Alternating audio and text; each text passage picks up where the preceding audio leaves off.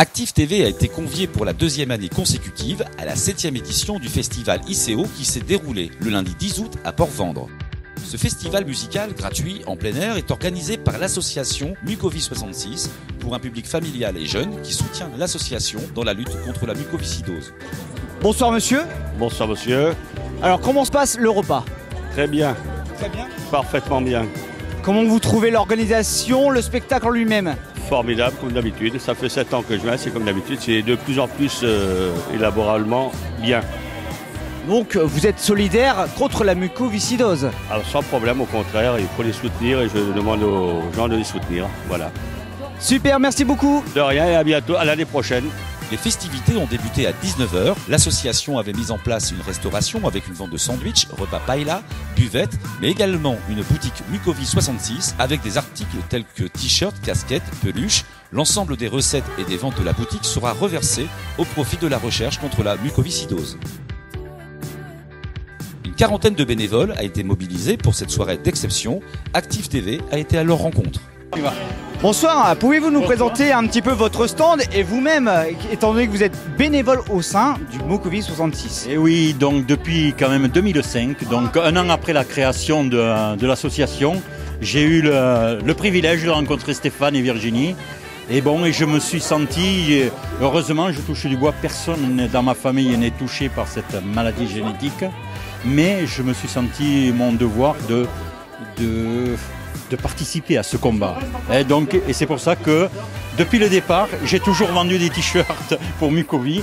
Et vous me trouvez encore en compagnie de Dominique, en train de vendre des t-shirts, vous voyez.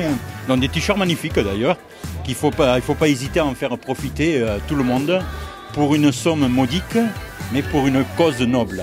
Exactement. Voilà, donc je pense avoir fait le tour. On a aussi des petits trucs sympas pour les enfants.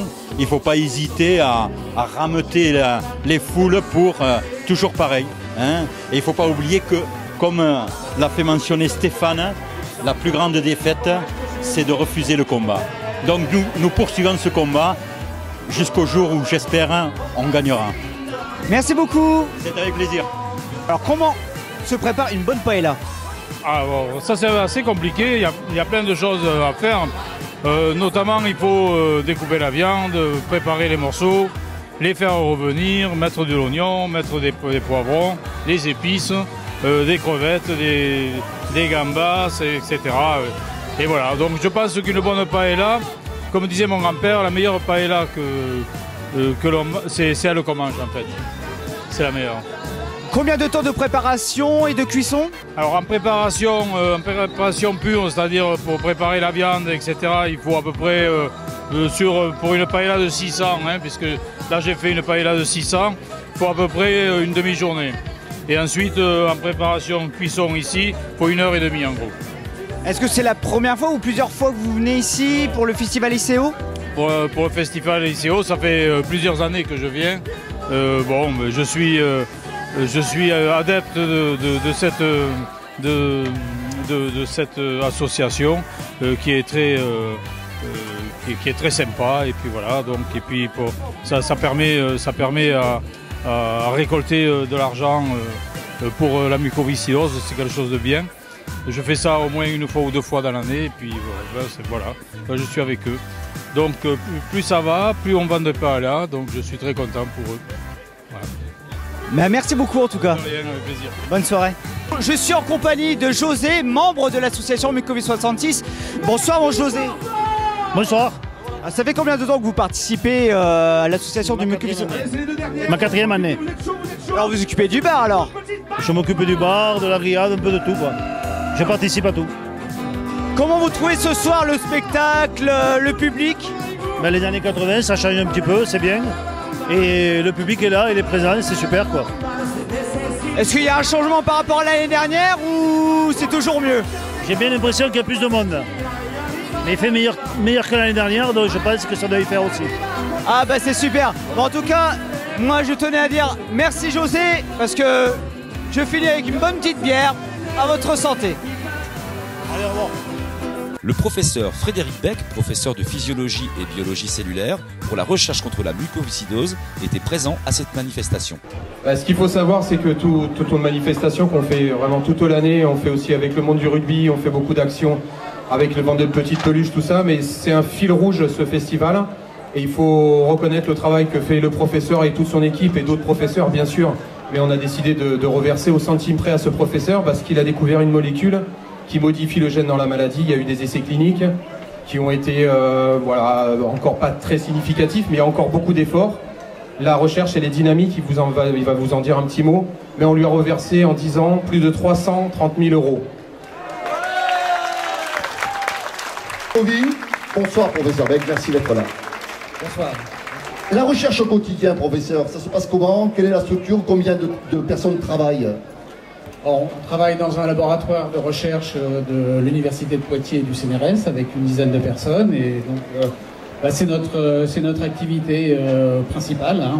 On cherche des molécules pour donner demain un traitement pour les malades de la mucoviscidose. Donc c'est un travail acharné, mais on a besoin de soutien.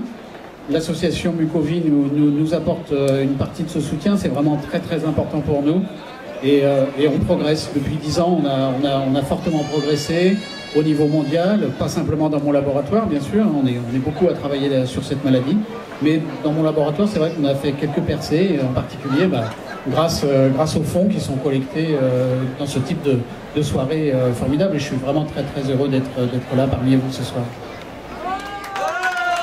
On l'applaudit bien fort. Alors, et là, il va réaliser une performance. Il va nous dire où on en est de la recherche sans utiliser des mots qu'on ne comprend pas. Va-t-il y arriver? Ouais, ça va être difficile.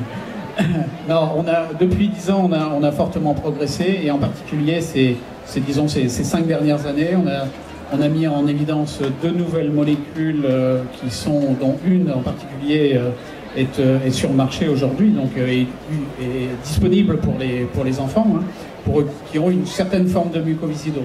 Mucoviscidose, c'est une maladie assez compliquée, hein, qui touche les poumons, le système digestif, c'est une maladie très grave. Et il y a une partie de ces patients qui peuvent en bénéficier aujourd'hui. Cet été, au début juillet, il y a eu l'annonce d'une nouvelle molécule qui va être disponible normalement pour les enfants.